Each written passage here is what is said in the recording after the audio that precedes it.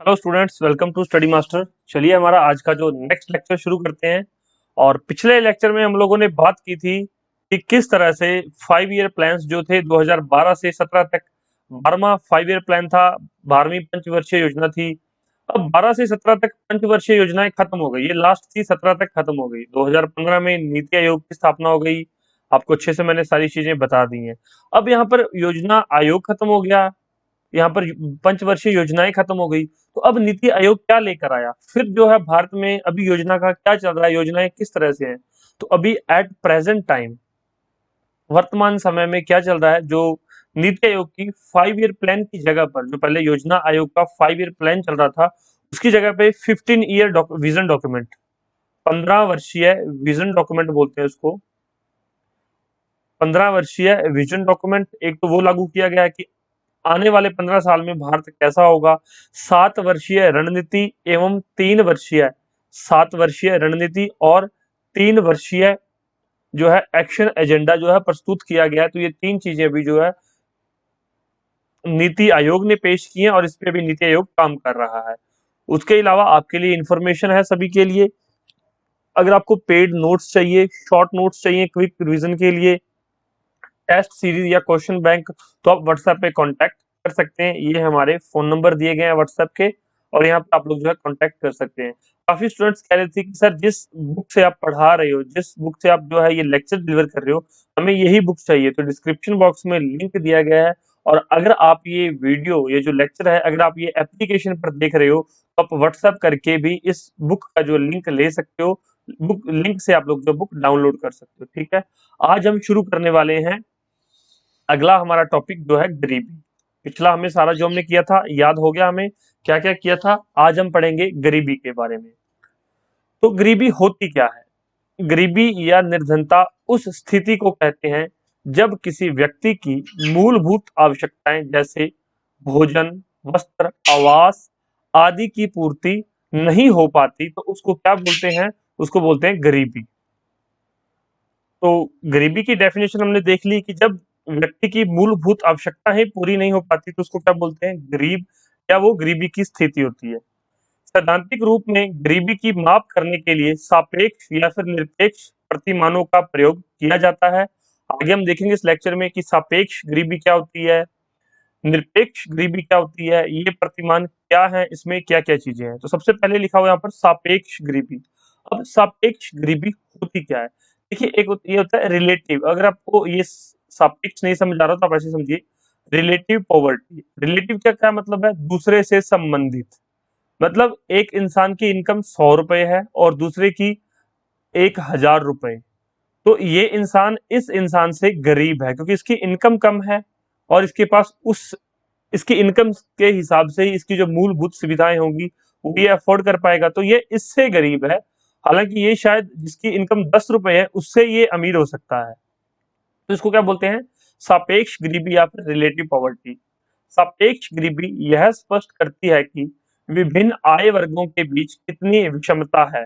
अब देख सकते हैं 10 रुपए इनकम है, 100 रुपए इनकम है, और यहाँ पर 1000 रुपए इनकम है, तो ये इसकी विषमता है कि इनमें कितना डिफरेंस है। इसे मापने हेतु सामान्यतः दो विधियों का प्रयोग किया जा रहा है। तो दो मेथड्स हैं सापेक्ष गरीबी या फिर रिलेटिव पॉवर्टी को मापने के। कौन कौन से, लॉरेंज वक्र और गिनी गुणनाक। अगर आपसे कोई सीधा डायरेक्ट एग्जामिनर पूछ ले एग्जाम में कि लॉरेंज वक्र का संबंध किससे है, तो रिलेटिव पॉवर्टी को मापने से। या फिर गिनी गुणनाक का संबंध किससे है, रिलेटिव पॉवर्टी या सापेक्ष गरीबी को मापने से। ठीक, लॉरेंज वक्र तथा गिनी गुणनाक दोनों ही आय की विषमता की माप से संबंधित हैं कि किसी भी एक ग्रुप ऑफ पर्संस, मतलब दो अलग अलग ग्रुप हो सकते हैं या दो इंसान हो सकते हैं, कि दोनों की आय में कितना डिफरेंस है, कितनी विषमता है। तो इसके लिए लॉरेंज वक्र या फिर गिनी गुणनाक का ही प्रयोग किया जाता है। आगे देख लीजिए, लॉरेंज वक्र को वर्ष 1905 में मैक्स ओ लॉरेंज ने तथा गिनी गुणनाक को 1912 में कोरडो प्रेडो गिनी, जो कि इटली से संबंधित है, ने विकसित किया था। तो ये दोनों का कई बार क्या पूछ लिया जाता है कि लॉरेंज वक्र किस वर्ष बनी, जो है जिसका जो बताया गया था इसके बारे में, और गिन्नी गुणांक को 1912 में विकसित किया गया था। तो ये क्वेश्चन पूछे गए हैं। लॉरेंज वक्र का संबंध 1905 से है, जो कि मैक्स ओ लॉरेंज के द्वारा वो तो आप नाम से समझ ही जाएंगे, लेकिन ईयर याद रखना जरूरी है। 1905 लॉरेंस वक्र और 1912 जो है गिन्नी गुणांक, याद रहेगा आपको। दूसरी तरह की कौन सी होती है? निरपेक्ष गरीबी। निरपेक्ष क्या होती है? एब्सोल्यूट, मतलब किसी चीज के बारे में डिफाइंड हो कोई चीज, एब्सोल्यूट पॉवर्टी। इसमें क्या होता है? सरकार डिफाइन करती है एब्सोल्यूट पॉवर्टी। आपने देखा होगा APL above poverty line, BPL below poverty line. मतलब हर एक स्टेट ने, हर एक राज्य ने अपनी अपनी बीपीएल की सीमा रखी हुई है। किसी ने 1.5 लाख रुपए पर मंथ रखा हुआ है, सॉरी 1.5 लाख रुपए पर ईयर पर एनम। अगर किसी परिवार की इनकम 1.5 लाख रुपए सालाना है तो उसको बीपीएल परिवार रखा जाएगा, उसको माना जाएगा। और किसी परिवार की इनकम, किसी स्टेट में किसी परिवार की इनकम 2.5 लाख रुपए, तो उसको जो है बीपीएल परिवार का दर्जा दिया जाएगा। तो बीपीएल परिवारों के लिए कुछ सरकार की स्कीम्स होती हैं। क्योंकि आपके माइंड में आ रहा होगा ना कि सर ये बीपीएल या एपीएल क्यों डिफाइन करते हैं?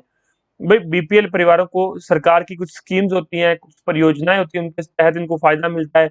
एपीएल के अंदर जो आते हैं अबव पॉवर्टी लाइन, उनके लिए कुछ अलग स्कीम्स होती है, कुछ अलग योजनाएं होती हैं, तो उनका उनको फायदा मिलता है। तो इस तरह से तभी सरकार जो है निरपेक्ष गरीबी इसके बारे में जानती है और लोगों को अलग अलग डिफाइन करती है।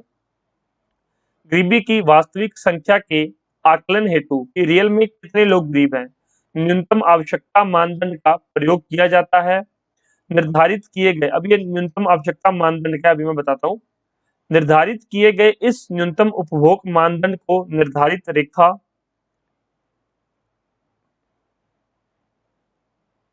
कहते हैं। भारत में गरीबी की माप के लिए निरपेक्ष प्रतिमान का प्रयोग किया जाता है। अब ये तो आप समझ गए कि भारत के अंदर अगर गरीबी की माप करनी है तो किससे होती है? निरपेक्ष प्रतिमान, मतलब एब्सोल्यूट पॉवर्टी। ये आपको याद रहेगा कि भारत के अंदर किस तरह की पॉवर्टी, क्योंकि आपने देखा होगा, सुना होगा कि ये बीपीएल परिवारों के लिए ये परियोजना है, अभी एपीएल परिवारों की गिनती हो रही है, तो ऐसा कुछ आपने सुना होगा, अपने आसपास देखा भी होगा। एक और जो है गरीबी मापन की विधि होती है जिसको क्या बोलते हैं? Head count method. Head count method, इसका संबंध किससे है? हेड काउंट मेथड का, तो इसका संबंध भी गरीबी मापन से। गरीबी को मापने की एक विधि होती है हेड काउंट मेथड, गरीबी मापन की विधि। सीधा एग्जामिनर आपसे पूछेगा कि हेड काउंट मेथड का संबंध किससे है, या head count count method is related to, तो पता होना चाहिए कि पॉवर्टी। ठीक, याद रहेगा आपको। नेक्स्ट पॉइंट्स देखिए। भारत में गरीबी निर्धारण के प्रमुख प्रयास, तो भारत के अंदर आजादी से पहले और आजादी के बाद गरीबी को निर्धारण करने के लिए या इसकी माप करने के लिए किस किस तरह के प्रयास किए हुए हैं वो हम देख लेते हैं। सबसे पहला प्रयास दादा भाई नौरोजी के द्वारा किया गया। दादा भाई नौरोजी की पुस्तक आई थी poverty and un British rule in India. पुस्तक का नाम आप याद रखेंगे, poverty and un British rule in India. किसके द्वारा लिखी गई थी? दादा भाई नौरोजी के द्वारा। इस पुस्तक में किस चीज के बारे में जो है वर्णन दिया गया है? तो पहली बार गरीबी के मापन की अवधारणा की प्रस्तुति की गई थी। अवधारणा को प्रस्तुत किया गया था कि भारत के अंदर गरीब लोग रहते हैं, उनकी जो है जनगणना की जाए और उनके बारे में कुछ ना कुछ किया जाए। उसके बाद योजना आयोग द्वारा देश में गरीबी की माप के लिए वर्ष 1989 में प्रोफेसर डीटी लक्कड़वाला, ये बहुत इंपॉर्टेंट नाम है, बहुत मायने रखता है ये नाम, प्रोफेसर डीटी लक्कड़वाला की अध्यक्षता में एक समिति गठित की गई। एग्जामिनर क्वेश्चन किस तरह से पूछेगा आपसे? डीटी लक्कड़वाला समिति का संबंध किससे है? तो गरीबी मापन से। तो जो डीटी लक्कड़वाला की समिति थी इसका संबंध किससे है? गरीबी मापन से। गरीबी को मापने के लिए 1989 में, ये वर्ष भी पूछा जाता है कि डीटी लक्कड़वाला की समिति जिसका संबंध गरीबी मापन से था वो किस वर्ष लाई गई थी या गठित की गई थी? तो 1989 में। ये क्वेश्चन किसी भी तरह से पूछा जा सकता है, आपको हर तरीके से तैयार रहना है और याद रखनी है चीजें। नेक्स्ट देखिए, यहाँ पर योजना आयोग ने भारत में गरीबी के आकलन के हेतु सुरेश तेंदुलकर, ये दूसरा नाम है जो इंपॉर्टेंट नाम आपको याद रखना है, सुरेश तेंदुलकर की अध्यक्षता में वर्ष 2005 में समिति गठित की, जिसने अपनी रिपोर्ट वर्ष 2009 में सौंपी। तो भाई सुरेश तेंदुलकर समिति का जो गठन कब हुआ था? 2005 में। और इसका संबंध किससे है? भारत में गरीबी के आकलन से, गरीबी को मापने से। तो दो नाम याद रखने हैं, डीटी लक्कड़वाला समिति और सुरेश तेंदुलकर समिति। दो नाम याद हो गए? आई होप अब तक आपको याद हो गए होंगे, नहीं तो 2-3 बार पढ़ लीजिए, याद हो जाएंगे। और एक और हैबिट डेवलप कर लीजिए, एक लेक्चर मान लो आपने आज देखा है, तो 2 दिन छोड़कर तीसरे दिन इस लेक्चर को रिवाइज जरूर कर लेना। हमारी एप्लीकेशन पर और यूट्यूब चैनल पर भी एक ऑप्शन आता है 1.25, मतलब क्या होता है, जो आपकी स्पीड है वो 1.25 हो जाएगी, स्पीड फास्ट हो जाएगी। अगर मैं ये आपको पढ़ा रहा हूँ, 30 मिनट का लेक्चर है, तो अगर आप स्पीड को ये सवा गुना कर देंगे तो ये लेक्चर आपका 22 मिनट में खत्म हो जाएगा। और अगर आप इसको 1.5 गुना कर देंगे, फास्ट कर देंगे, तो लेक्चर आपका 15 मिनट में खत्म हो जाएगा। मतलब आपको रिवीजन करने की हैबिट डेवलप करनी है। जब आपको चीजें रिवीजन करने की हैबिट हो गई, तो चीजें आपको याद रहने लग जाएंगी, और जब आपको चीजें याद रहने लग जाएंगी तो आपको रिजल्ट अपने आप मिलने लग जाएंगे। फिर आपको रिजल्ट के लिए वेट नहीं करना पड़ेगा, आप एग्जाम देकर आएंगे और आपको लगेगा कि ठीक है, इस बार मैं पढ़ के गया था या पढ़ के गई थी और मेरे क्वेश्चन भी सॉल्व हुए हैं। ठीक है, नेक्स्ट नाम याद रखेंगे। जून 2012 में योजना आयोग ने गरीबी निर्धारण के लिए सी रंगराजन की अध्यक्षता में समिति का गठन किया। इस समिति ने 30 जून 2014 को अपनी रिपोर्ट प्रस्तुत की। अब 3 नाम हो गए, पहला डीटी लकड़वाला, दूसरा सुरेश तेंदुलकर और तीसरा सी रंगराजन। ईयर याद रखेंगे आप लोग, फिर से एक बार याद करवा देता हूं। 1989, 2012 और यहां से पहले एक बार 2005। ये 3 ईयर हैं, डीटी लकड़वाला, सुरेश तेंदुलकर और सी रंगराजन। ये तीनों को मैच द फॉलोइंग में भी आ जाता है, और तीनों का ही संबंध गरीबी के निर्धारण से, गरीबी के मापन से किया गया था। और कई बार क्वेश्चन अगर थोड़ा सा एग्जामिनर को टफ बनाना हो क्वेश्चन, तो क्या पूछता है, सी रंगराजन समिति जो कि 2012 में गठित की गई थी गरीबी निर्धारण के लिए, उसने अपनी रिपोर्ट किस वर्ष प्रस्तुत की, तो भाई 2014 के अंदर। अगर बहुत ही टफ पूछेगा तो ये पूछ सकता है, इससे टफ वो आपसे क्वेश्चन नहीं पूछ पाएगा। ठीक, रंगराजन समिति ने ग्रामीण क्षेत्र के लिए 972 रुपए प्रति व्यक्ति और शहरी क्षेत्र के लिए 1407 रुपए प्रति व्यक्ति मासिक उपभोग व्यय से कम उपभोग व्यय वाले व्यक्तियों को गरीबी रेखा से नीचे माना है। मतलब रंगराजन समिति ने बीपीएल की जो है एक डेफिनेशन क्रिएट कर दी कि गांव के अंदर अगर कोई आदमी 972 रुपए प्रति व्यक्ति एक महीने के अंदर, अगर कोई गांव के अंदर कोई एक व्यक्ति है 972 रुपए एक व्यक्ति एक महीने में खर्च करता है, इससे कम खर्च करता है, तो वो आदमी या औरत बीपीएल श्रेणी के अंदर आ जाएगी। और शहर के लिए यह जो सीमा है 1407 रुपए डिफाइन की गई है। समझ आया आपको, याद रहेगा, इजी था। उसके बाद जो चीजें यहाँ पर नहीं लिखी हुई तो आपको अभी नोट करनी है, वो क्या है, अभी यहाँ पर मैं थोड़ा सा ये रफ कर देता हूँ ताकि थोड़ा सा स्पेस मिल जाए और मैं कुछ चीजें यहाँ पर नोट डाउन करवा सकूं। लोग जो है नोट डाउन करेंगे। एक नाम आता है अरविंद पनगड़िया फोर्स। क्या नाम आता है, अरविंद पनगड़िया टास्क फोर्स। अब नाम सुनने में क्या लग रहा है कि किसी फोर्स का गठन किया गया, लेकिन ये जो अरविंद पनगड़िया टास्क फोर्स थी, ये किस लिए गठित की गई थी, ये गरीबी के निर्धारण से संबंधित थी। गरीबी के बारे में ये जो बीपीएल एपीएल सी रंगराजन समिति ने बना दिया है, ये जो है इससे आगे की बात तो वो किसने की, अरविंद पनगड़िया टास्क फोर्स, जिसका गठन 2015 में किया गया था, क्योंकि इस रिपोर्ट आने के बाद, ये 2014 में रिपोर्ट दी गई थी और 2015 में अरविंद पनगड़िया टास्क फोर्स का गठन किया। इस टास्क फोर्स ने एक रिपोर्ट पेश की थी, उस रिपोर्ट का नाम बहुत जरूरी है। क्या नाम है रिपोर्ट का, रिपोर्ट का क्या नाम है, एलिमिनेटिंग पॉवर्टी। इसने एक रिपोर्ट प्रस्तुत की जिसका नाम क्या रखा गया, एलिमिनेटिंग पॉवर्टी। अगर आपसे कोई एग्जामिनर पूछ ले, इसका पूरा नाम देख लीजिए, eliminating poverty, creating jobs, creating jobs and, ये आप नोट कर लेना बच्चों, एंड स्ट्रेंथनिंग सोशल प्रोग्राम्स। ठीक, अरविंद पनगड़िया टास्क फोर्स गरीबी से संबंधित है, 2015 में इसका गठन किया गया। और eliminating poverty, creating jobs and strengthening social programmes, ये एक रिपोर्ट प्रस्तुत की गई किसके द्वारा, अरविंद पनगड़िया टास्क फोर्स के द्वारा। इन्होंने क्या कहा कि अगर पॉवर्टी को खत्म करना है, जॉब्स क्रिएट करो, लोगों को रोजगार दो, उनको स्ट्रेंथन करो, और सोशल प्रोग्राम, उनको पैसा दो, सोशली उनको जो है वेल सेटल्ड करवाओ, ताकि गरीबी को खत्म किया जा सके। तो ये आपको सारी चीजें समझ आ गई होंगी इसके बारे में। और आगे चलते हैं। तो अब सरकार इसमें क्या कर रही है, ये रिपोर्ट सरकार ने बना दी, वो हमने देख लिया। अब गरीबी निवारण एवं कल्याणकारी योजनाएं, तो सरकार ने कुछ योजनाएं चलाई हैं गरीबी को दूर करने के लिए। तो उन योजनाओं के बारे में देखते हैं। फर्स्ट योजना, राष्ट्रीय खाद्य सुरक्षा अधिनियम 2013।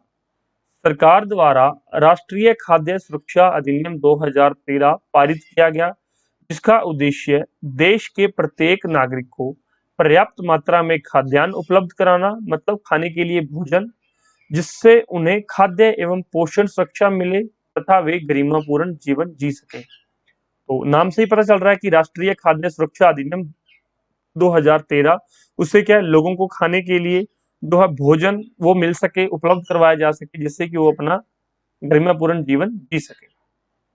आगे देखिए। इस अधिनियम के अंतर्गत 75% ग्रामीण आबादी और 50% शहरी आबादी, अर्थात लगभग 2/3 आबादी को भोजन का कानूनी अधिकार प्राप्त किया गया। तो शहर में कितने लोग थे, 50%, और गांव से 75%। क्योंकि आपको पता है गरीबी गांव में ज्यादा रहती है, क्योंकि वहां रोजगार के जो है कम, रोजगार कम होता है वहां पर, क्योंकि वहां पर इंडस्ट्री नहीं होती, सिर्फ क्या होता है, कृषि होती है, खेती होती है। और उससे कितना रोजगार पैदा होता है, कितना रोजगार जनरेट होता है, कितनी एम्प्लॉयमेंट जनरेशन होती है, वो आप सब समझते हैं। अगर आप लोग थोड़े से, मतलब कि आप दुनिया में रहते हैं, आपने थोड़ा देखा होगा कि कृषि में इतने ज्यादा लोगों को रोजगार नहीं मिलता, और मिलता भी है तो सिर्फ अनपढ़ लोगों को, या फिर जो कम पढ़े लिखे लोग हैं उनको ही रोजगार मिल पाता है, पढ़े लिखे लोगों को कृषि के अंदर रोजगार नहीं मिलता। और रोजगार जो है शहरों में मिलता है, क्योंकि वहां पर इंडस्ट्री होती है, ऑफिस होते हैं, तो वहां पर जॉब्स होती है। इसलिए यहाँ पर शहरी आबादी का 50% और ग्रामीण आबादी का 75% कवर किया गया। दूसरी योजना है वो है अंत्योदय अन्न योजना। इस योजना की शुरुआत 2000 के अंदर की गई थी।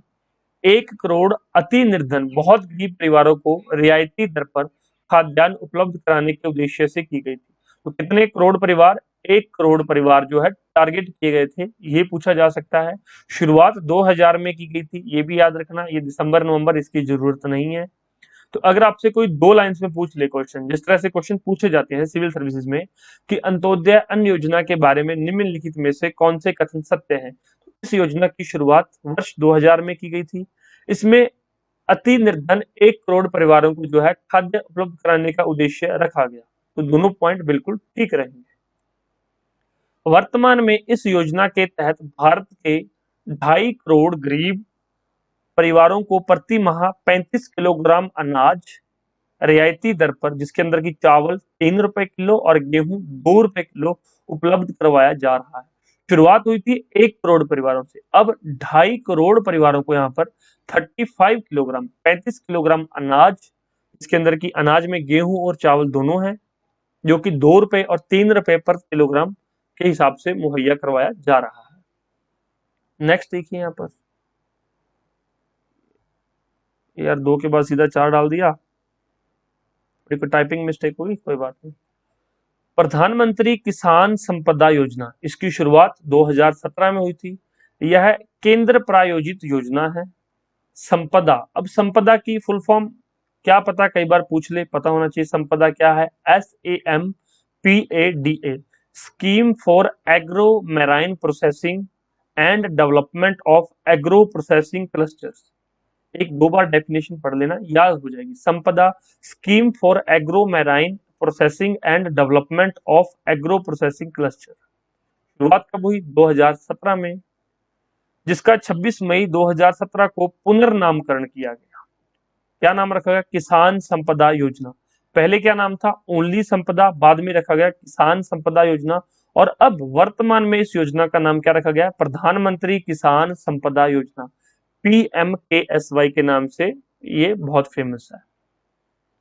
प्रधानमंत्री किसान संपदा योजना एक व्यापक पैकेज है, जिसके परिणाम स्वरूप खेत से लेकर खुदरा बिक्री केंद्रों तक दक्ष आपूर्ति श्रृंखला प्रबंधन के आधुनिक अवसंरचना का सृजन होगा।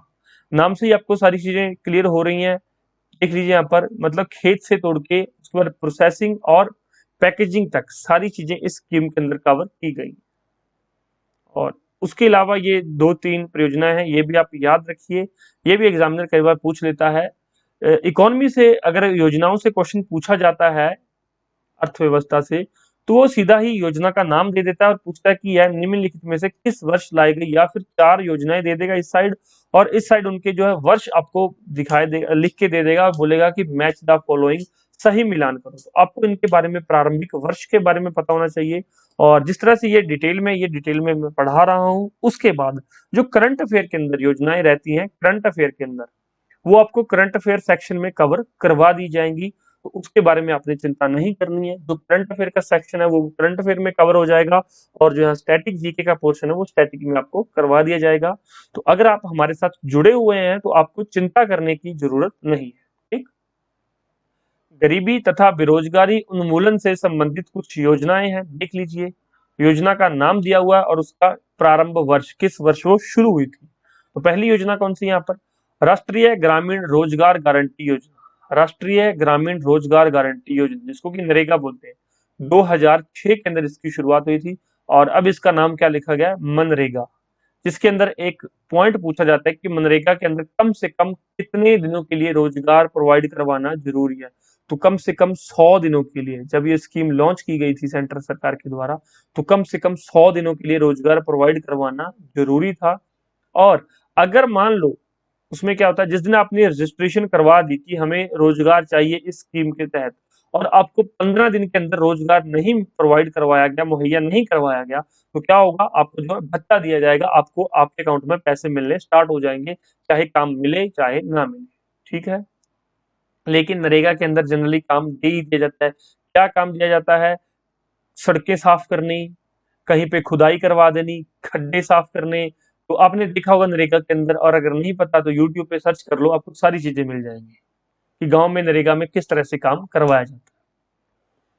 दूसरी योजना देखिए, भारत निर्माण कार्यक्रम, इसकी शुरुआत 2005 में हुई थी। भारत निर्माण कार्यक्रम। तीसरी योजना, अंत्योदय अन्न योजना, जिसकी शुरुआत 2000 में हुई थी। अभी हम ऊपर पढ़ के आए हैं पूरी डिटेल में। नेक्स्ट, जन श्री बीमा योजना, जिसका जो है प्रारंभिक ईयर 2000 है। प्रधानमंत्री ग्रामोदय योजना, गांवों का उदय करना, तो कब शुरुआत हुई? 2000 में। अन्नपूर्ण योजना कब शुरुआत हुई? 2000 के अंदर। तो ये 4 स्कीम्स 2000 में एक साथ लॉन्च हुई है। अंत्योदय अन्न योजना, जनश्री बीमा योजना, प्रधानमंत्री ग्रामोदय योजना और अन्नपूर्ण योजना। तो याद रखना आसान है, 4 एक साथ लिखी हुई है। नेक्स्ट, जवाहर ग्राम समृद्धि योजना 1999, 1999 के अंदर जवाहर ग्राम समृद्धि योजना। तो भाई इसको ना एक A4 साइड शीट पे लिख के रख लो, और 3-4 बार पढ़ लेना। 3-4 बार पढ़ेंगे उससे याद हो जाएगी, अदरवाइज ये भूल जाओगे। नेक्स्ट देखो, स्वर्ण जयंती ग्राम स्वरोजगार योजना कब शुरुआत हुई? 1999 में, स्वर्ण जयंती ग्राम स्वरोजगार योजना। नेक्स्ट, स्वर्ण जयंती शहरी रोजगार योजना। पहले ये देखिए यहाँ पर ग्राम, और ये है बाद में शहरी, लेकिन इसमें है क्या, लिखी हुई उलट है। लेकिन पहले स्वर्ण जयंती शहरी रोजगार योजना आई थी 1997 में, बाद में जो स्वर्ण जयंती ग्राम स्वरोजगार योजना 1999 में। ठीक है। ये भी लिखा आ सकता है कि इनको असेंडिंग या डिसेंडिंग ईयर्स में जो है सही से जो जोड़ो, तो पता होना चाहिए कि पहली स्कीम कौन सी आई, बाद में कौन सी आई। इस तरह के क्वेश्चन भी आजकल बन जाते हैं एग्जाम में, एग्जामिनर पूछ लेता है। आपको पता है बच्चे बहुत पढ़ के बैठे हैं, लेकिन फिर भी सिलेक्शन नहीं ले पाते। क्यों? क्योंकि जब उनको कोई भी टीचर पढ़ा रहा था, वो ये नहीं बताता कि कैसे क्वेश्चन आएंगे और किस तरह से आपको उनको टैकल करना है, कैसे उन क्वेश्चन को हल करना है, ये वो नहीं बताते। वो क्या करते हैं, सिर्फ पढ़ाया और पढ़ा के चले गए, सिर्फ लेक्चर डिलीवर किया। उनको नहीं मतलब है कि बच्चे को चीजें याद हो रही हैं, बच्चे को कुछ समझ आ रहा है, नहीं आ रहा है। लेकिन हमारा तरीका क्या है? हमारा तरीका ये है कि अगर आप हमारा लेक्चर देख रहे हैं, अगर मेरे द्वारा पढ़ाए जा रहे हैं, तो आपको 100% बेनिफिट मिलना चाहिए। जो आपने मेरे लेक्चर से पढ़ लिया वो आपको याद रहे, जब भी एग्जाम आए आपको मेरी आवाज आपके कानों में हो कि ठीक है सर ने कुछ बताया था कि इस तरह से भी क्वेश्चन आएगा, और ये क्वेश्चन एग्जाम में सेम उसी पैटर्न में पूछा गया है, और अब मैं इसका आंसर भी सही से दूंगा या दूंगी। ठीक। नेक्स्ट देखो, रोजगार आश्वासन योजना 1993 के अंदर, प्रधानमंत्री रोजगार योजना 1993 में। इंदिरा आवास योजना 1985, जवाहर रोजगार योजना, जवाहर रोजगार योजना। अब JRY 5 ईयर प्लान्स वाला लेक्चर, 5 ईयर प्लान्स, पीछे लेक्चर देखे ना आपने दो, तो उनमें बताया था कि जवाहर रोजगार योजना किस प्लान के तहत, किस 5 ईयर प्लान में ये जो लागू की गई थी। DWCRA, जब मैंने डेफिनेशन बताई थी आपको 1982 के अंदर, तो ये किस प्लान के तहत ये योजना लागू हुई थी। ट्राइसेम, TRYSEM 1979, किस 5 ईयर योजना के तहत ये लागू हुई थी। तो मैंने बहुत अच्छे से पढ़ाया था आपको, याद होगा। नहीं याद तो फिर याद क्यों नहीं है, रिवीजन नहीं किया आपने। अगर रिवीजन की होती तो याद रहता। अब क्या करना है आपने, अब जाकर रिवीजन करनी है, ठीक है। और करना क्या, ये जो सारी योजनाएं हैं इनको बढ़ते क्रम में लिख लीजिए। 1985 में जो योजनाएं आई हैं वो पहले लिख लो, 2000 में आई हैं वो बाद में लिख लो, 2016 के अंदर आई वो बाद में, 2017 के अंदर आई बाद। सारी योजनाएं एक साथ लिख के उनको मॉर्निंग में उठ के 1 या 2 बार पढ़ लिया करो, रात को सोने से पहले 1 या 2 बार पढ़ लिया करो। अगर आप 7 दिन तक लगातार ये कर लेते हैं, ऐसी कोई योजना है जो आपको याद नहीं होगी, ऐसा कोई चीज नहीं जो आपको याद नहीं रहेगा, इस बात की गारंटी है। तो आपको मेहनत करनी पड़ेगी, ठीक है। महात्मा गांधी राष्ट्रीय ग्रामीण रोजगार गारंटी योजना मनरेगा, इसके बारे में डिटेल में पढ़ते हैं। पहले मैंने आपको बताया है, राष्ट्रपति द्वारा 5 सितंबर 2005 को स्वीकृति प्रदान करने के उपरांत राष्ट्रीय ग्रामीण रोजगार गारंटी योजना, जिसको कि नरेगा कहा गया था उस समय, इसका शुभारंभ कहां से हुआ था, आंध्र प्रदेश के अंदर से। ये भी क्वेश्चन पूछा जाता है कि नरेगा की शुरुआत कहां से हुई थी, आंध्र प्रदेश के अनंतपुर जिले से। जिला नहीं पूछता, लेकिन आंध्र प्रदेश का अनंतपुर जिला है। 2 फरवरी 2006 को देश के 200 चुनिंदा जिलों में इसका जो है शुरुआत की गई थी। 2007-8 में इसका विस्तार 130 अतिरिक्त जिलों में कर दिया गया। उसके बाद 1 अप्रैल 2008 को जो है इसका विस्तार जम्मू कश्मीर को छोड़ के पूरे देश में कर दिया गया, और एट प्रेजेंट ये सभी जगह ये लागू है योजना मनरेगा, Mahatma Gandhi national rural employment guarantee act अधिनियम। 2 अक्टूबर 2009 को नरेगा का नाम परिवर्तित कर दिया गया, क्या रखा गया, महात्मा गांधी राष्ट्रीय ग्रामीण रोजगार गारंटी योजना मनरेगा कर दिया गया। तो नाम किस वर्ष बदला गया, 2009 में। शुरुआत कब हुई, 2006 में। पैन इंडिया लेवल पे, मतलब पूरे इंडिया लेवल पे कब हुआ शुरुआत, 2008 में। आगे क्वेश्चन देखो, मनरेगा का लक्ष्य प्रत्येक ग्रामीण परिवार के एक वयस्क सदस्य को न्यूनतम 100 दिन का अकुशल रोजगार उपलब्ध कराना। अकुशल का मतलब उसके लिए कोई स्पेशल एजुकेशन की जरूरत नहीं है, वो कोई भी काम कर सकता है, प्रत्येक ग्रामीण परिवार के किसी एक वयस्क सदस्य को।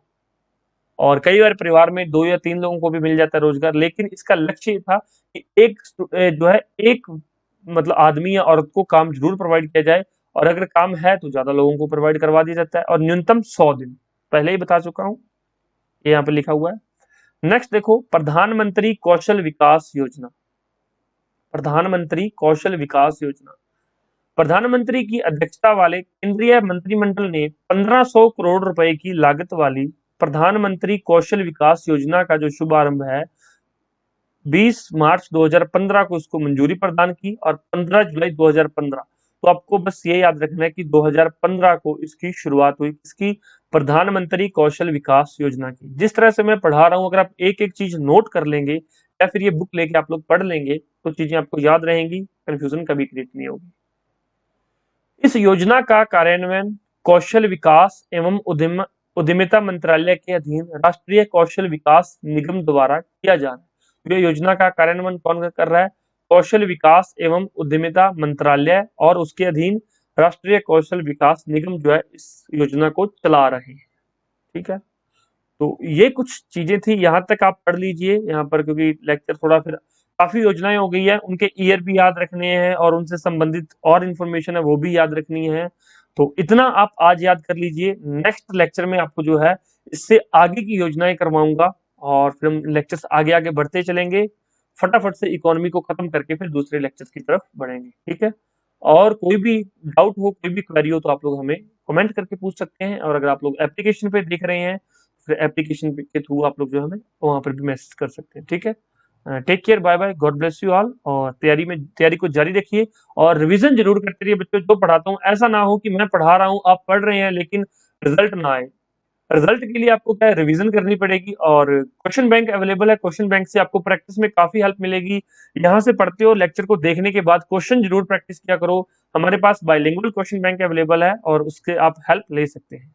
ठीक है, और वो मैंने फोन नंबर आपको स्क्रीन पे दिए हुए हैं, आप वो नोट कर सकते हैं। 9896160956 व्हाट्सएप पे मैसेज कर दीजिएगा क्वेश्चन बैंक के बारे में ज्यादा जानकारी के लिए, तो आपको वहां पर जानकारी मुहैया करवा दी जाएगी। धन्यवाद।